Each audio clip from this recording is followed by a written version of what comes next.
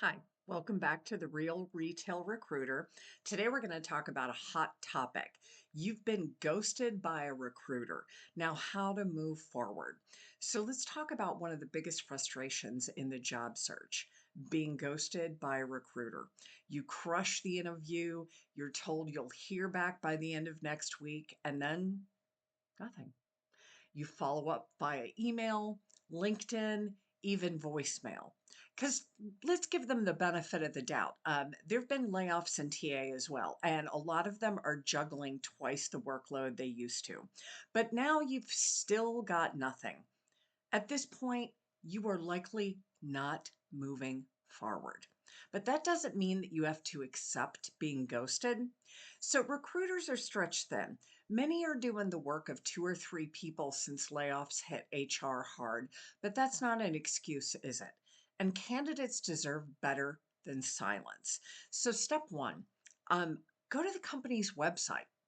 Find their customer service contact and send a polite note describing your experience. Name the recruiter, include the date of your interview, and mention the follow ups that you've made. And if the company sells products, add as both a customer and a hopeful employee. I hope this isn't how you treat all of your customers or potential employees. So, most companies have a predictive email format. First name underscore last name at company.com, first initial dot last name company.com. If it's a public company, you can look up and see who the executives are and send a respectful email to the CEO or a senior leader. Keep it very professional, but let them know that you were excited about the opportunity and disappointed in the lack of follow up or doing what the recruiter said that they would do. So, if all else fails, there's always social media. Post about your experience on LinkedIn. Keep it professional. You can even give the example interviewed with company A, was told to expect next steps, but after multiple follow ups, received no response.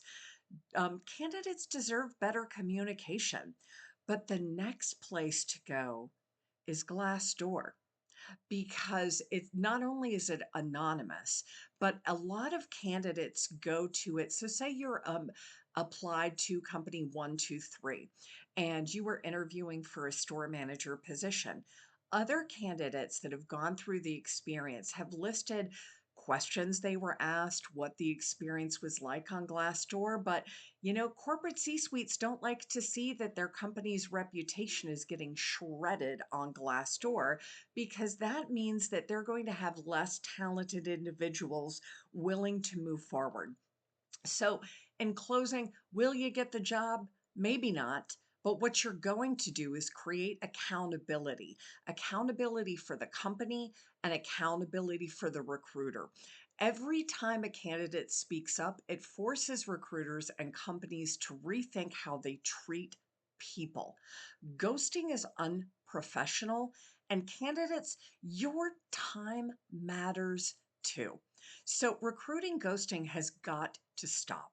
It absolutely does. And by the way, it does happen on the flip side too. But this is really about the recruiters uh, and what they own. So now your recruiter told you were would hear in a week. You haven't. You've reached out to that recruiter. You haven't gotten a response back. You've attempted a few different ways. This is where then you move in to advocate for anybody else behind you. That's add it to Glassdoor. Send that email to customer service because believe me, that email will land in front of the recruiter's boss, but it will go through several layers before it gets there.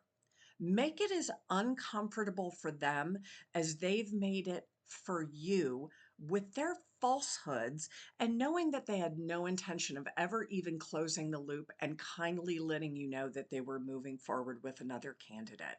But take back some of your power. So if you've liked what I've had to say, please share your comments down below for everybody else. Share your stories about when you might have been ghosted by a recruiter and how did you handle it. So I will see you at the next video. Thank you so much. Bye, y'all.